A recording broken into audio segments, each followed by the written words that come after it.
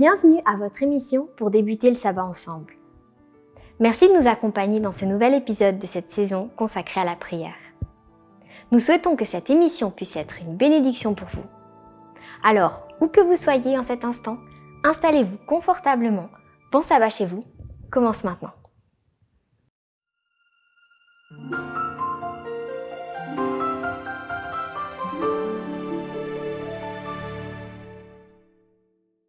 Comme vous le savez, cette saison se consacre aux prières de différents personnages bibliques. Alors imaginez un instant, une femme perdue dans le désert. Désespérée, elle a abandonné tout espoir de survie. Son seul désir est de ne pas voir mourir devant ses yeux son fils unique. Pourtant, tout à coup, Dieu surgit. Ce soir, c'est la prière d'Agar que notre invité va aborder.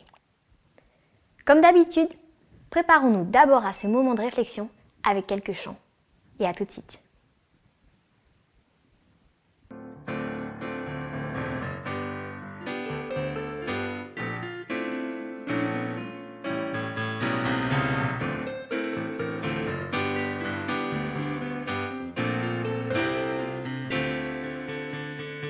Seigneur, fais de nous des ouvriers de paix.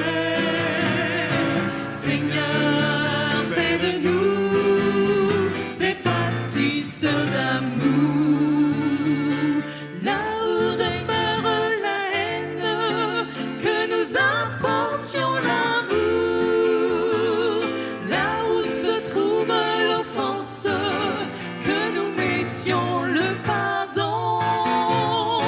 Seigneur, fais de nous des ouvriers de paix. Seigneur, fais de nous des bâtisseurs d'amour. Là où grandit la discorde, que nous fassions l'unité.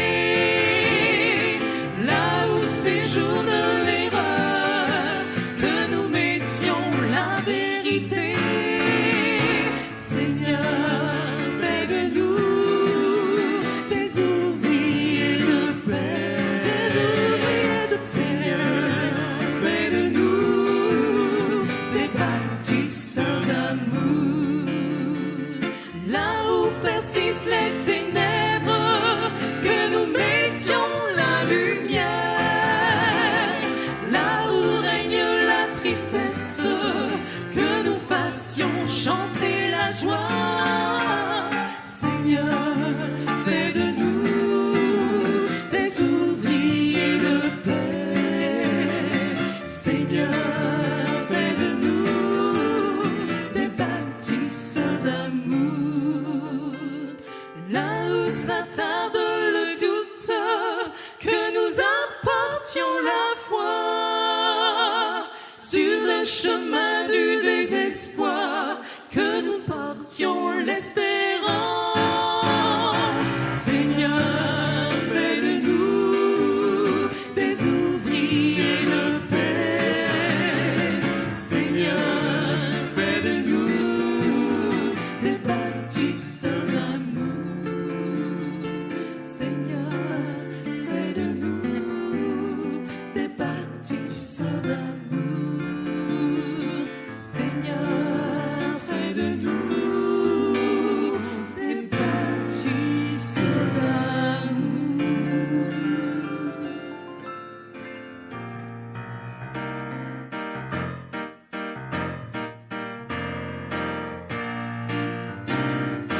Ô toi qui donnes la vie, à tes pieds je veux m'asseoir. Comme s'asseyait Marie à l'heure douce du soir. Comme s'asseyait Marie à l'heure douce du soir. Mon être entier te réclame, tout n'est que faiblesse en moi.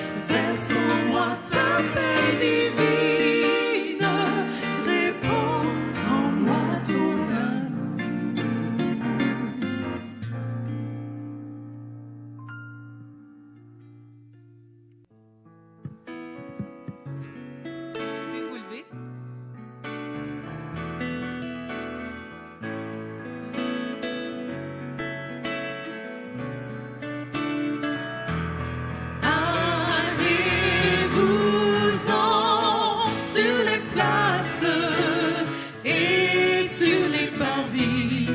Allez-vous-en sur les places, y chercher mes amis, tous mes enfants de lumière qui vivent dans la nuit, tous les enfants de mon Père, séparés de lui. Allez-vous-en sur les places et soyez mes témoins chaque jour.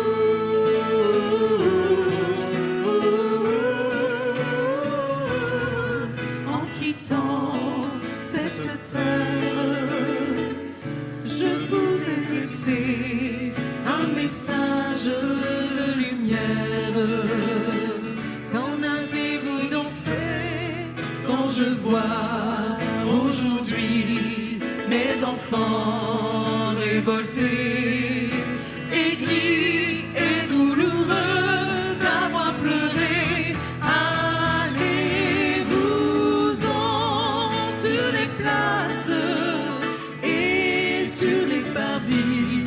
Allez-vous-en sur les places, y chercher mes amis, tous mes enfants de lumière qui vivent dans la nuit, tous les enfants de mon Père, séparés de lui. Allez-vous-en sur les places et soyez mes témoins chaque jour.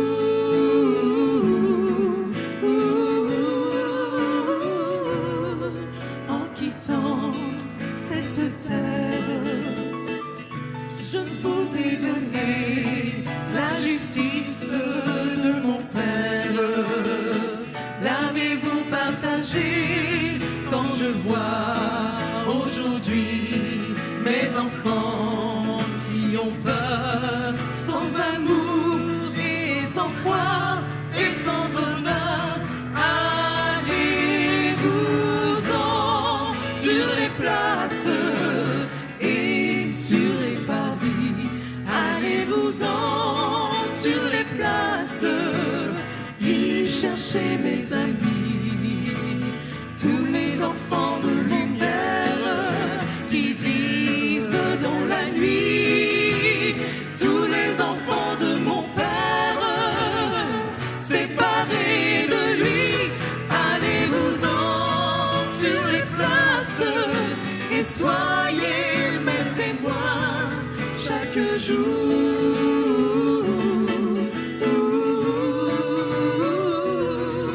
Chaque jour.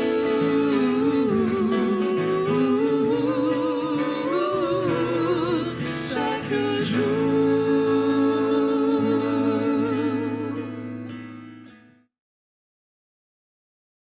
Prier, c'est ouvrir à Dieu son cœur comme si on le ferait à son plus intime ami. Non pas que la prière soit nécessaire pour instruire Dieu de ce qui nous concerne, mais elle nous met à même de le recevoir. La prière ne fait pas descendre Dieu jusqu'à nous, elle nous élève jusqu'à lui. Merci à l'équipe de Louange pour ces beaux chants. Notre invitée de ce soir, Eunice Goy, fait partie de l'équipe Espoir Média. Elle va nous parler de la prière d'Agar au milieu de la détresse qui se trouve dans Genèse au chapitre 21. Avant de lui donner la parole, écoutons le texte. Sarah vit rire le fils que l'Égyptienne Agar avait donné à Abraham. Elle dit à Abraham, « Chasse cette servante et son fils, car le fils de cette servante n'héritera pas avec Isaac mon fils. » Cette parole déplut beaucoup à Abraham à cause de son fils. Mais Dieu dit à Abraham, « Que cela ne te déplaise pas, à cause du garçon et de ta servante. Écoute tout ce que Sarah te dira, car c'est par Isaac que viendra ce qui sera appelé ta descendance.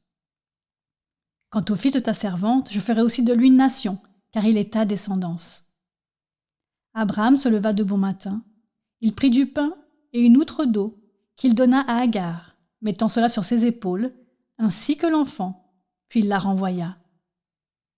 Elle s'en alla et se mit à errer dans le désert de Bersabée. Quand l'eau de l'outre fut épuisée, elle abandonna l'enfant sous l'un des arbrisseaux pour aller s'asseoir à l'écart, à une portée d'arc, car elle disait que je ne vois pas mourir l'enfant.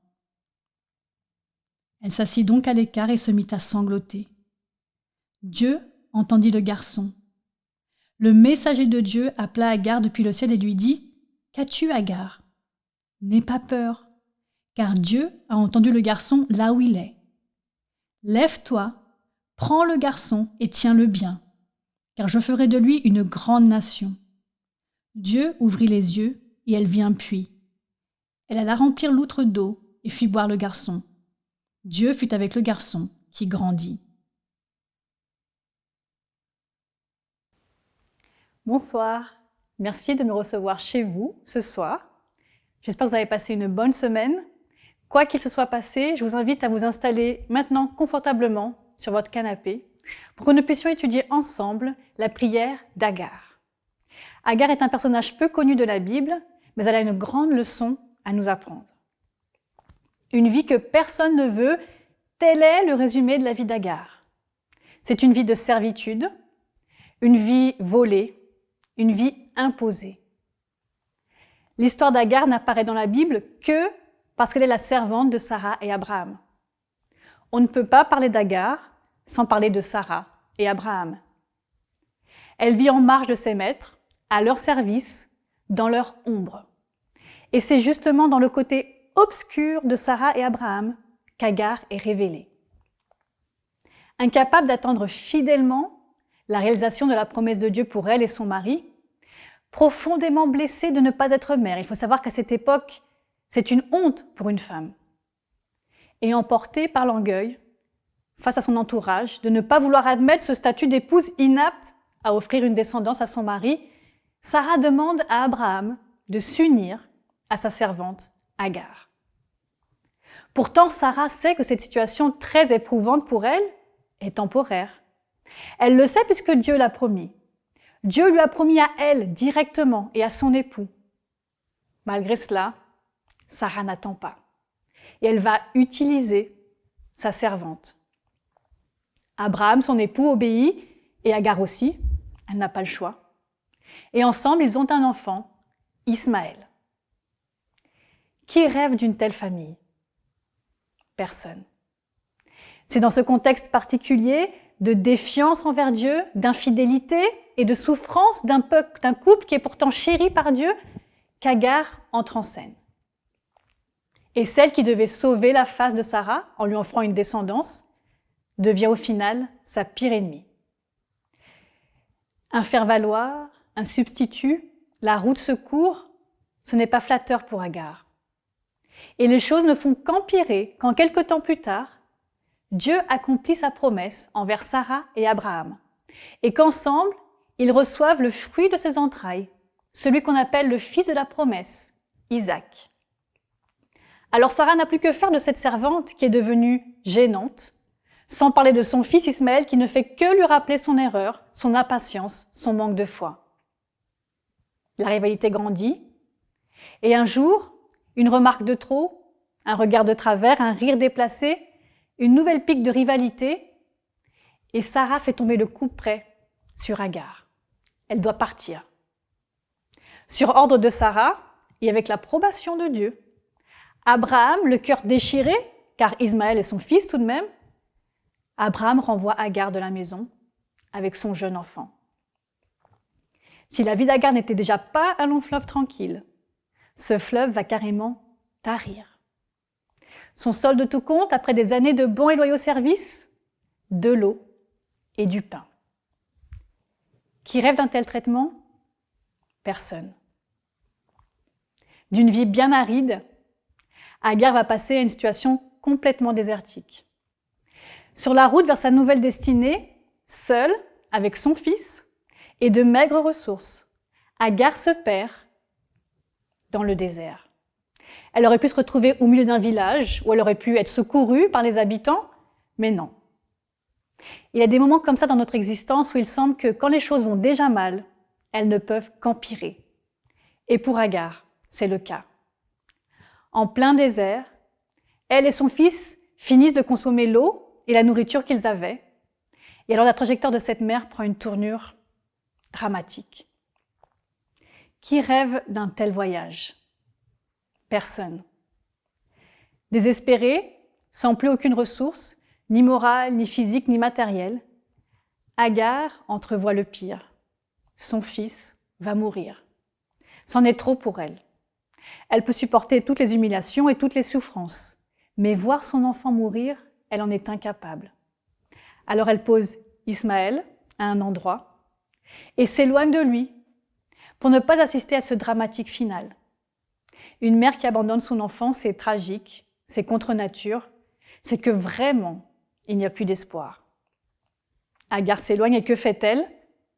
Elle pleure, car il ne lui reste que ça, ses larmes. Qui rêve d'une telle fin? Personne. Mais ce soir, je m'adresse peut-être à quelqu'un dont la même fin est proche. Quelqu'un qui se sent aussi seul et désemparé qu'Agar. Peut-être une maman qui voit son enfant détruit par la vie, un papa qui ne sait plus quoi faire pour sauver son fils, ou alors juste une personne, vous, à qui la vie n'a pas fait de cadeau. Une femme, un homme qui ne se sent pas aimé mais juste utilisé, un jeune ou moins jeune qui vient d'être renvoyé de son travail, exclu de son foyer, de sa famille, de son cercle d'amitié. Quelle que soit ta situation, tu te reconnais dans Agar. Tes ressources sont arrivées au bout, il ne te reste plus rien à part tes larmes pour pleurer. Tu n'as même pas envie de parler, encore moins de formuler une prière. Et comme Agar, tu as baissé les bras et tu es prêt ou prête à abandonner. Et qui peut te condamner pour ça? Personne. Agar est au milieu du désert, elle ne fait que pleurer. On constate que la prière d'Agar n'est pas celle qu'on pourrait imaginer, et c'est là le point crucial. Elle n'interpelle pas Dieu de toutes ses forces pour qu'il sauve son enfant, sûrement parce qu'elle n'en a plus de force. Pourtant, elle connaît ce Dieu qui a fait des miracles dans la vie de ses maîtres auparavant. Mais elle ne crie pas à Dieu, elle pleure.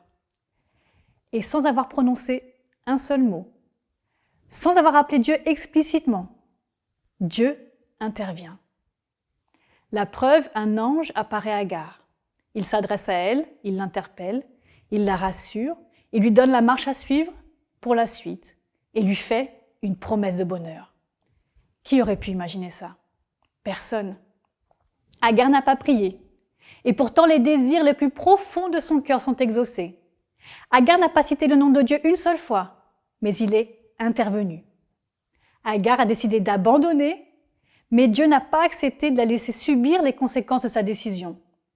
Pourquoi donc Dieu est-il intervenu si Agar n'a rien demandé? La suite du récit nous le dit. Dieu a entendu les cris de l'enfant et alors est intervenu. Quand bien même nous n'avons plus la force de prier, l'envie de nous tourner vers Dieu, la foi de croire en ses promesses, ni l'espérance de le voir agir, Dieu de son côté ne nous lâche pas du regard. Il attend pour pouvoir intervenir. Et si, par hasard, nous ne faisons pas nous-mêmes appel à lui, il cherchera n'importe qui ou n'importe quoi d'autre pour pouvoir venir à notre rencontre. La Bible dit que Dieu ne force personne à marcher avec lui, mais il fera tout ce qui est en son pouvoir pour nous donner le choix de le faire. Si aujourd'hui tu n'as plus de force pour regarder ta situation en face, si tu n'as plus d'espoir pour l'avenir, si tu souhaites abandonner, sache que Dieu cherche en ce moment même quelqu'un ou quelque chose qui lui donnera l'autorisation de venir à ton secours, même si tu ne l'as pas demandé.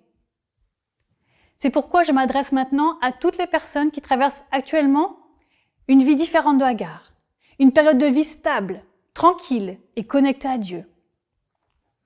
Si vous êtes dans une tranche de vie où vous avez de la force pour deux, alors je vous invite à prier pour ceux de votre entourage qui sont sur le point de succomber au désespoir. C'est ce qu'on appelle la prière d'intercession et elle sauve des vies. Si au contraire tu es dans cette période de vie où tout va mal, où la seule issue paraît être la mort, qu'elle soit spirituelle, morale, financière, sociale ou autre, sache que quelque part, un ami, un membre de ta famille ou de ton église ou peut-être un voisin t'a remarqué et prie pour toi. Et si tu doutes que quelqu'un s'intéresse à toi, sache que Dieu est le premier à vouloir te dire « je t'aime ». Et pour être sûr qu'il aura l'autorisation de le faire, Je veux prier pour toi en cet instant. Je vous invite à prier. Tendre Père, tu sais les difficultés que nous pouvons rencontrer dans ce monde. Tu le sais parce que Jésus est passé par là. Et tu sais que des fois, c'est légitime de vouloir baisser les bras. Mais je sais aussi que tu es un Dieu tout-puissant d'amour, qui n'abandonne jamais et qui veut aller au secours de toute personne, Seigneur, quel que soit son passé, quel que soit ce qu'elle ait fait, même si elle est responsable de sa situation actuelle. Tu es là pour sauver et non pas pour juger, ni condamner. Père, je te prie pour qu'en cet instant, même si nous sommes dans un monde virtuel où les personnes sont chez elles et moi ici, ton Saint-Esprit et tes anges sont capables d'aller n'importe où, car tu es omniprésent, omniscient. Seigneur, va dans chaque maison qui est en train d'aujourd'hui connectée à nous, que tu puisses intervenir dans le cœur de chaque personne, parce que c'est dans le cœur que commence le changement, Père, l'espoir et la guérison. Va et fais du bien à tous ceux qui sont dans le désespoir comme Agar et qui n'ont pas la force de prier comme Agar. Mais moi, je te prie dans le nom de Jésus pour que tu fasses ce miracle encore une fois aujourd'hui comme tu l'as fait dans le passé. C'est ce que je te demande parce que j'ai confiance en toi. J'ai de la confiance pour deux, même pour plus aujourd'hui. Et je sais qu'un jour, si je n'ai plus, quelqu'un priera pour moi. Je te remercie pour cette communauté que tu nous donnes à travers d'être tous tes enfants, des frères et sœurs. Bénis-nous en ce soir et que la lumière puisse se lever, même dans l'obscurité de cette nuit. Au nom de Jésus. Amen. Après avoir entendu les cris d'Ismaël, Dieu a envoyé un ange de sa part auprès d'Agar. Il lui a ouvert les yeux parce qu'elle avait les yeux fermés, elle ne voyait rien. Et le fait qu'il ouvre les yeux, cela lui a permis de voir la solution. Une source d'eau juste à côté pour boire et continuer son chemin. Et c'est ce que Dieu fait. Il ne changera peut-être pas forcément de suite votre situation ce soir, mais il vous fait voir ce que vous ne voyiez pas avant. La source d'espoir qui vous donnera la force d'avancer jusqu'à la victoire, car la victoire est certaine. Et comme il a dit à Agar, il vous dit aussi, ne crains rien. Alors la question c'est, qui souhaiterait recevoir un tel ange dans sa vie? Cette réponse, elle vous appartient. Bon sabbat chez vous.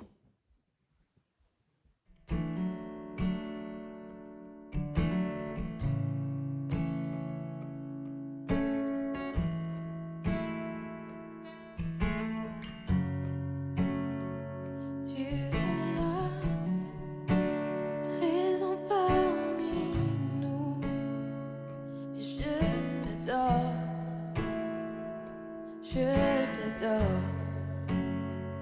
tu es là, agissant parmi nous. Je t'adore, je t'adore. Tu ferais un chemin au Père des miracles, tu tiens tes promesses, lumière dans les ténèbres, mon Dieu, c'est ce que tu es. Un chemin au Père des miracles, tu tiens tes promesses, lumière dans les ténèbres, mon Dieu, c'est ce que tu es. Tu es là, présent parmi nous, je t'adore, je t'adore.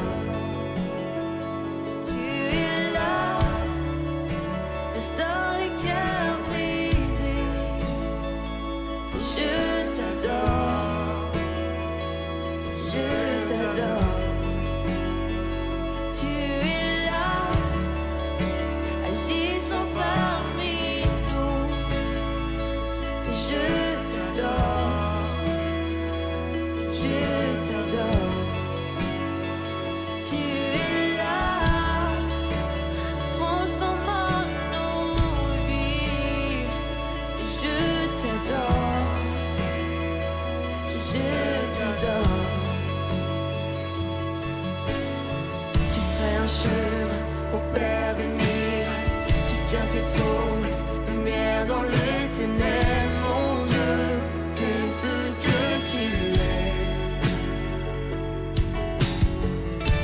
Chemin au Père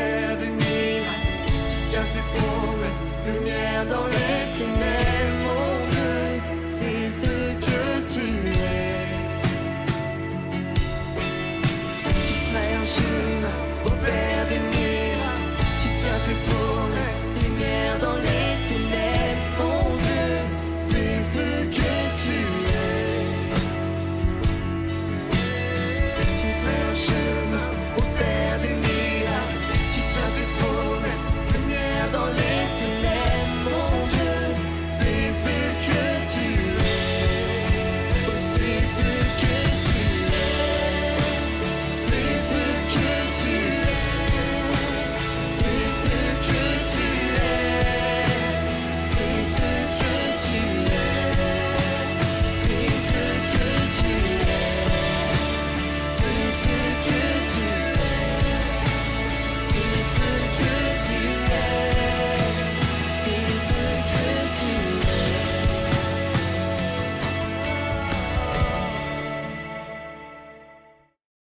Merci à Eunice d'avoir partagé ses enseignements sur cette difficile prière qu'a faite Agar.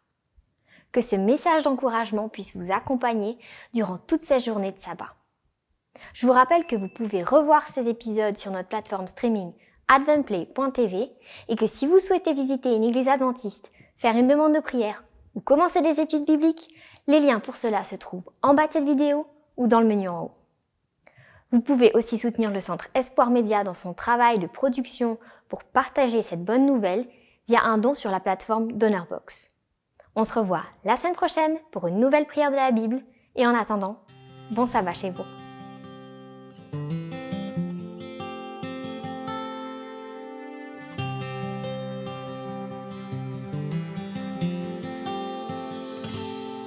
Souviens-toi du sabbat pour le sanctifier, car en ce jour, Dieu nous invite à venir le rencontrer dans son amour. Pour mieux le connaître et vivre en harmonie avec Dieu notre Maître qui donne la